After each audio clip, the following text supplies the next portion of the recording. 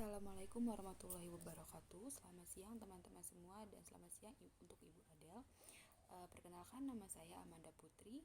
Saya akan membahas tentang sistem pengendalian internal dan kerangka kerja KOSO. Baiklah, saya akan memulai dari pengendalian internal. Pengendalian internal merupakan bagian yang sangat penting agar tujuan perusahaan dapat tercapai. Suatu proses dijalankan oleh semua level dari suatu entitas yang dirancang untuk memberikan jaminan memadai sehubungan dengan pencapaian tujuan yang terkait dengan operasi, pelaporan, dan kepatuhan. Selanjutnya, tujuan pengendalian internal. Yang pertama, tujuan operasi. Hal ini menyinggung efektivitas dan efisiensi dari operasi entitas, termasuk tujuan kinerja operasional dan keuangan, serta menjaga aset dari kehilangan atau kerugian. Yang kedua, tujuan pelaporan. Hal ini terkait pelaporan keuangan, baik internal maupun eksternal, yang melingkupi reliabilitas, ketepatan waktu, transparan, dan hal lainnya yang diatur oleh regulator, pembuat standar yang diakui, ataupun kebijakan entitas. Selanjutnya, tujuan kepatuhan. Hal ini terkait dengan ketaatan terhadap hukum dan regulasi. Baiklah, sekarang akan memasuki pembahasan tentang KOSO. KOSO adalah Committee of Sponsoring Organization of Tradeway Commission, yaitu suatu inisiatif dari sektor swasta yang dibentuk pada tahun 1985. Model KOSO adalah salah satu model pengendalian internal yang banyak digunakan oleh para investor sebagai dasar untuk mengevaluasi dan mengembangkan pengendalian internal. Konsep KOSO. Pengendalian internal merupakan suatu proses yang berkelanjutan, suatu alat untuk mencapai tujuan, bukan merupakan tujuan itu sendiri.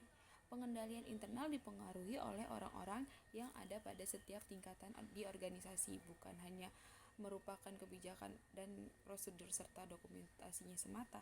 Pengendalian internal tidak pernah bisa menghilangkan resiko, tetapi dapat memberikan keyakinan memadai bahwa pengendalian telah berjalan untuk mengurangi resiko. Komponen pengendalian KOSO. Struktur pengendalian internal KOSO dikenal sebagai kerangka kerja pengendalian internal yang terintegrasi, yang terdiri dari 5 komponen yang saling berhubungan. Komponen ini dapat dari cara manajemen menjalankan bisnisnya dan terintegrasi dengan proses manajemen. Untuk memberikan kepastian yang layak bahwa tujuan pengendalian akan tercapai, komponen pengendalian KOSO meliputi hal-hal yang sebagai berikut. Yang pertama, lingkungan pengendalian atau control environment. Lingkungan pengendalian terdiri dari tindakan, kebijakan, prosedur, dan mencerminkan sikap keseluruhan top manajemen, direktur, dan pemilik suatu perusahaan terhadap pengendalian dan pentingnya pengendalian tersebut bagi perusahaan. Unsur-unsur yang perlu dipahami dan dinilai oleh auditor. Yang pertama, integritas dan etika. Yang kedua, komitmen terhadap kompetensi. Yang ketiga, partisipasi Dewan Komisaris dan Komite Audit. Yang keempat, filosofi dan gaya operasi. Yang kelima, struktur organisasi. Yang keenam, pemberian wewenang dan tanggung jawab, serta kebijakan praktik sumber daya manusia. Penaksiran resiko. Mekanisme untuk mengidentifikasikan, menganalisis, dan mengelola berbagai resiko dalam organisasi atau perusahaan dihubungkan dengan tujuan yang ingin dicapai. Resiko-resiko bisa muncul karena yang pertama, perubahan lingkungan operasional, personel baru, sistem informasi baru atau perubahan sistem informasi, pertumbuhan cepat, teknologi baru, produk atau aktivitas baru, restrukturasi korporasi, operasional luar negeri, dan PSAK baru. Aktivitas pengendalian.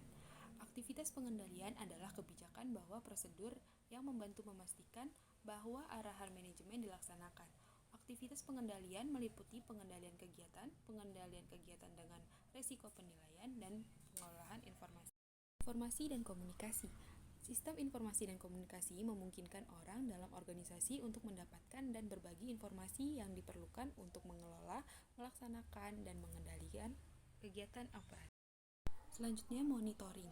Pengawasan oleh manajemen dan pegawai lain yang ditunjuk atas pelaksanaan tugas sebagai penilaian terhadap kualitas dan efektivitas sistem pengendalian internal. Setelah pembahasan tentang pengendalian internal dan kerangka kerja KOSO, selanjutnya adalah penerapan KOSO pada Bank BCA. Sistem pengendalian internal BCA mengacu pada Surat Edaran Bank Indonesia yaitu nomor 5/22/DPNP tentang pedoman standar sistem pengendalian internal bagi bank umum tertanggal 29 September 2003 yang mencakup 5 komponen. Antara lain, yang pertama, pengawasan oleh manajemen dan kultur pengendalian. Yang kedua, identifikasi dan penilaian risiko. yang ketiga kegiatan pengendalian dan pemisahan fungsi, yang keempat sistem akuntansi informasi dan komunikasi, yang kelima kegiatan pemantauan dan tindakan koreksi penyimpangan. Nah, kelima komponen tersebut sejalan dengan internal control integrated framework yang dikembangkan oleh the Committee of Sponsoring Organization of the Tradeway Commission atau COSO. Nah, pelaksanaan pengendalian internalnya antara lain dilakukan melalui pengendalian keuangan, di mana BCA telah menyusun rencana bisnis bank yang membahas strategi BCA secara keseluruhan dan mencakup arah perkembangan bisnis. Selanjutnya, menetapkan strategi telah memperhitungkan dampak terhadap permodalan BCA antara lain proyeksi permodalan dan KPMM, kewajiban penyediaan modal minimum. Selanjutnya, direksi secara aktif melakukan diskusi atau memberikan masukan serta memantau kondisi internal dan perkembangan faktor eksternal yang secara langsung maupun secara tidak langsung mempengaruhi strategi bisnis BCA. BCA telah melaksanakan proses pengendalian keuangan melalui upaya pemantauan realisasi dibandingkan dengan budget keuangan dalam laporan yang dibuat secara berkala dan dibawakan dalam rapat direksi saat dibutuhkan tindak lanjut direksi.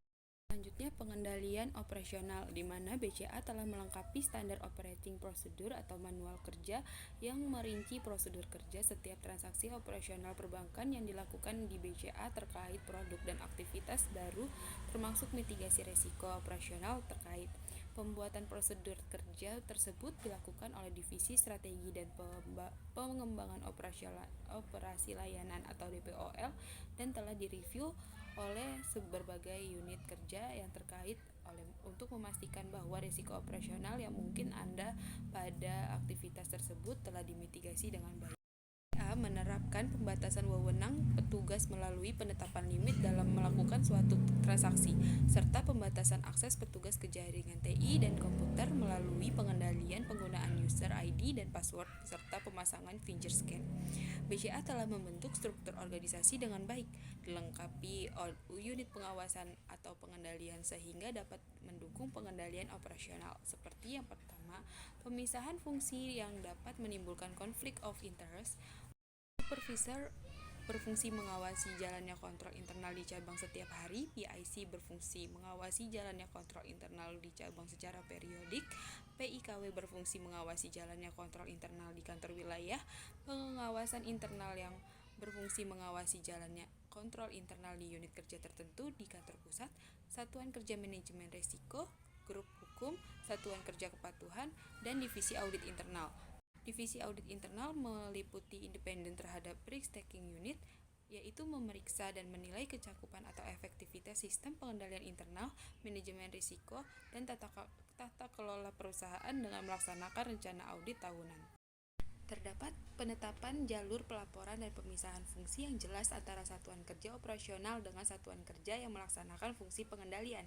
Fungsi pengendalian dilakukan oleh Satuan Kerja Manajemen Risiko, Grup Hukum, Satuan Kerja Kepatuhan, Grup Analisa Risiko Kredit, dan Divisi Audit Internal. Selanjutnya, DAI telah melakukan review secara independen dan objektif terhadap prosedur dan kegiatan operasional BCA secara berkala. Hasil review DAI disampaikan dalam bentuk laporan hasil audit dan laporan tindak lanjut hasil audit kepada direksi. Pengawasan internal cabang atau PIC, pengawasan internal kantor wilayah, dan DAI telah melakukan fungsi evaluasi pelaksanaan sistem dan prosedur yang berlaku di BCA. Hasil evaluasi dari PIC, PIKW, dan DAI tersebut dijadikan sebagai tolak ukur tingkat kepatuhan unit kerja terhadap sistem dan prosedur yang telah ditetapkan. Nah, itulah pembahasan tentang pengendalian internal dan kerangka kerja KOSO dari saya. Kurang lebihnya mohon maaf. Wassalamualaikum warahmatullahi wabarakatuh. Selamat siang.